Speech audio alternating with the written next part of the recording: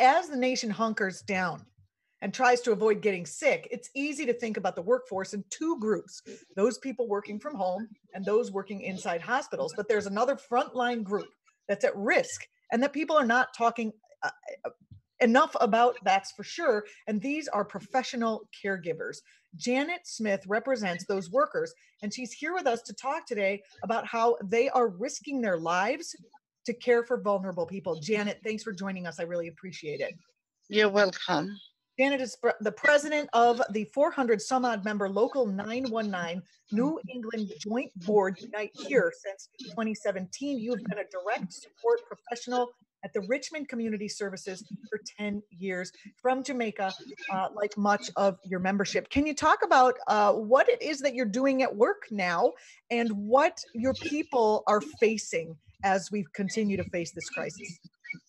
At work, we do take care of disabled people.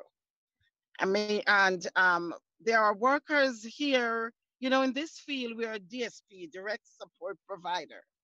And we provide for the disabled people who cannot help themselves. Some of them can do a little bit, but majority of them depends on us for everything. Mm-hmm. And our workers are here day in, day out.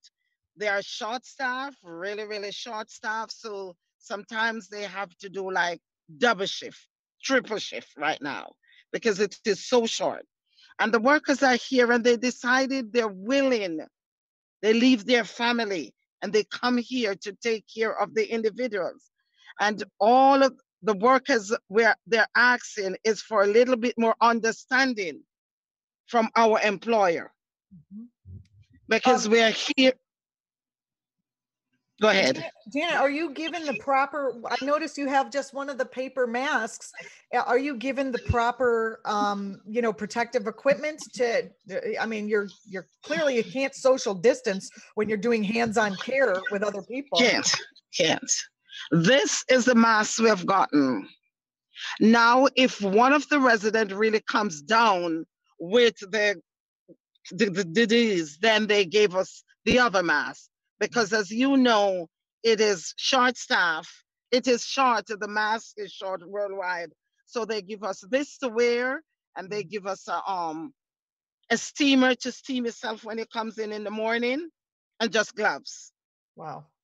Wow. And are they paying you more? I noticed they're paying. No, they're not. No, they're not.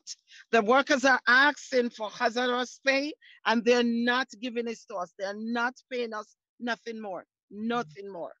And the workers are very scared because remember, we also have a family.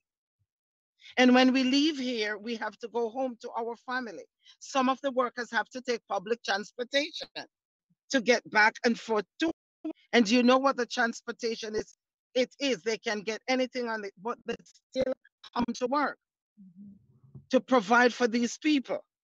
So and they're asking the company, do something more for us, not just the minimum, just do a little more for us. No, they're not. No, they're not doing it. Janet, what's the company's name? Richmond Community Service. Good. Let's get that out there. Seems important. I'm assuming that you're part of a union, and I'm assuming it's a tricky balance because if you're not going to go on strike because the people you care for and probably love and provide care for would really suffer under that. Really suffer. Really suffer. Yeah. And you said probably love. It's not probably love. You love them. You grow to love them. Been around them for 10 years. That's good. I didn't want to put the words into your mouth, but I'm glad that you made that point, and that actually makes me feel very happy because you want people to be loved. You know, you have to love them. It's like your family, your other family. These are your family. You're here more than how you're home with your real family. These people, it's really annoying how capitalism takes advantage of the fact that you care for these people and that your job is a care worker, and that, you know, you actually are hooked in because you care. You're not just there for the profit motive. And so You're Yeah, here because you care. Because let me tell you this, if it was the salary, we would not be here. We would not be here. What This is is because we care. how much are you being paid? Just so people know, not you, but you know, what's the range? What do people start The start at?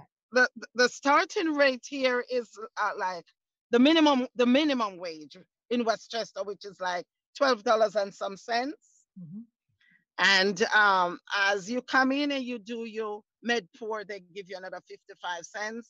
If you are a certified driver, you get another 55 cents. Mm-hmm. So those are the little 55 cents that brings it up. Wow.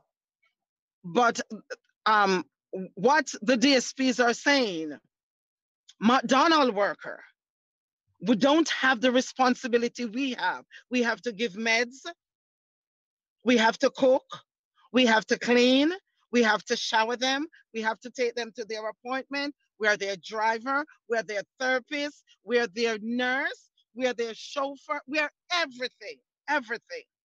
And what the DSPs are saying, Janet, we can go to McDonald's in the city and flip burger that is already made. We don't have to think so much and get more money than So working in more this money field. to flip burgers and not put yourself in harm's way. In harm's way. To do this. And with Coma talking about cutting Medicare and Medicaid trickles down to OWPPD, where we get paid from. Can you imagine when all this is over? We're going to be stuck in a time zone where we're wondering because everything is going up, up, up. And with this epidemic going on now, everything is rising higher, but our salary remains the same. Janet, can you talk about the challenges that hospitality workers face in terms of finding childcare for their own children and how that impacts the ability to do the job? Oh, last night I have a worker call me, and honestly, my heart went out. I had to tell her, hang up the phone, I'll call you back. At that time, because I didn't want her to hear me crying on the phone, because I don't want to sound weak as the president. So I said to her, give me 10 minutes and I'll call you back. And I went into the bathroom and I just stood in the bathroom and looking up in the ceiling for about 6 minutes. And I went back and I called her. Her kids are out of school because of this virus. And she works at the day program. Now the day program is 8:30 to 4:30. So during that time, her kids are in school. So she take that schedule. Richmond closed the day program down and put them in houses to work. And she is telling them, I cannot get a babysitter for my kids. And she told me they sent her a letter, they're taking her off the schedule because they can keep her on the schedule. Come on now, we're human. Where is your humanity? Your worker that works for you for over 10 years. And because the crisis of babysitter, you're going to give her job away and she don't have a job again? If you call sick, you will get up this morning and I'm not feeling well. You got to bring in a doctor's note. And if you don't bring in a doctor's note, or you're abandoning your job for one day, what are they doing from for people who hopefully you haven't had anyone that's contracted the virus, but do they have a policy around, you know, you're supposed to stay home for 14 days around people, or are they just blowing through that as well? Oh yes, we have residents that have policy, but that has this virus. Oh yes, we have residents in the group home that has it. They haven't sent home not one of those DSP and said quarantine yourself for 14 days. They're still at work. And what they're telling, oh, we're going by what the laws said, what the law said. If I am around it, quarantine me for 14 days, or here's another scenario. Then quarantine the whole house for 14 days. Mm-hmm.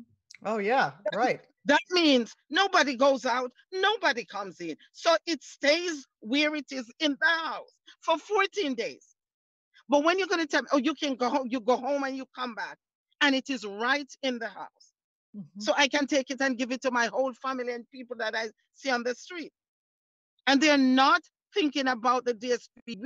We're right there. We're right up front in the war zone, and nobody think about us. Nobody think about us. Well, we're thinking about you, Janet. I hope that we can be helpful just by getting some of the word out here. What could state government or even federal government do to make this better? If they change their recommendations, then the company. Yes, they need to change the regulations. Just like they said on the TV, on the television, it goes for the DSPs too, who works in these facilities. What we want, if somebody's in the house has the virus, do the same 14 days quarantine. Either you quarantine the house or you send those workers home. Another lady called me from one of these houses that have the virus. And she is a worker, and she has terrible asthma. And when she found out about this, I mean, she have asthma that sometimes she's in ICU. So when she found out about this, you know, she got scared. And she went to her boss, her manager, and she said, look, you know, I have terrible asthma, and this is exposing me to sickness. Can I go home? No, you can't. If you go, you're abandoning your job. Do you know she had to stay there and work out the whole shift? So you don't have no humanity at all? This is sometimes crazy. I find it's very hard for people who do have humanity, and I doubt there's any direct service providers. No one would take that job without having humanity. Sometimes I find it's hard to understand that they wouldn't have any humanity, but they don't. They don't. They don't. They don't. They really don't. The people in our chat are thanking you for speaking out about this, where we have people watching on Twitch and on Facebook. You know, I wanted to make the comment that I think the fact that you took a moment to cry makes you strong and not weak. Just wanted to point the reason why I cried. This is the reason why I cried. Working for a company for 10 years, you've been there for them, and when you need them to be there for you, they said, no, we can't keep you, you gotta go. Come on now. Are they bringing in more workers? And what about the fact that if they get rid of someone who's worked there for 10 years, the person they bring in off the street is not going to have any training or not going to know what they're doing? Okay. So when they do orientations and they go out and they get people that they do orientation and they bring them in the company, or they may get 20 people to start orientation. But before that orientation is finished, 5 people may not leave for orientation. So the company, the revolving door, I've never seen any company with such a revolving door. It keeps revolving, and you meet somebody today, and 2 weeks time you go back there, and where is Harry? Oh, he left. Because when they see what they really have to do and the salary that they're getting, they look at it and say, no, this doesn't worth it. What is the union doing in the face of all of this inhumanity? What are you able to do? Oh, we're here. We're trying to fight for the HADRS pay for the workers, that they can get a little more money during this crisis. We're trying to fight for that. My leader, Ryan, which was supposed to do this, he's trying to get some masks, like he can get some masks bill that we can use it, because, you know, masks is running low everywhere. Yeah. So he's trying now to they're telling every American that they should wear masks. Should wear masks. So he is out there and he is fighting to see the best way he can do, because right now he can't come into the facilities. So everything is via telephone, and you can understand that because of this. But we are fighting to see if there can be changes, better working facilities, more equipment, better, a little bit more money for the workers right now in this crisis. The people in our chat are seeing that you are a hero, and they're thanking you for your service and for speaking out. What can our viewers do who care about this situation to support you? Call up Governor Comer. Call up Governor Comer. Tell Governor Comer they want more money for the DSP, the direct support providers who are here working, keeping the disabled happy, keep them in a home environment, making their everyday life the life of a person who we take them out into the before the virus. We take them to movie. We do everything possible that they have a normal life. And you are risking your life for that. Oh, we are more than risking our lives for it. More than risking not only my life, but my family life too. I've said many times, even before the pandemic, that the people who are doing the most important work are getting paid the very least in our society. Very least. And is recognized the less. Absolutely. Nobody recognized us. We're speaking with Janet Smith. Janet, I hope you'll come back and keep us posted on what's going on with this situation. Anytime. You can follow Janet on Twitter at Unite Here, UNITEHERE. Janet, we wish you luck, and we will encourage people to call Governor Cuomo. You can just call Governor Cuomo and say you want the governor. We want more money for and please do that. Please, because we need them. We're going into a new contract in October, and we need them. So people, we are begging you, we are asking you, we are begging you, please call up the governor and talk to them for the direct support provider, the DSP, who provide care for those people who cannot provide it for themselves. Governor Cuomo's office number is 212-681-4580, 212-681-4580. It's in our Twitch chat. We'll get it into our Facebook chat. Thank you very, very much, Janet. I really appreciate you being. Thank you. Thanks for having me. And we'll talk another time. Thank you so much. Thank you, and good luck, and stay well.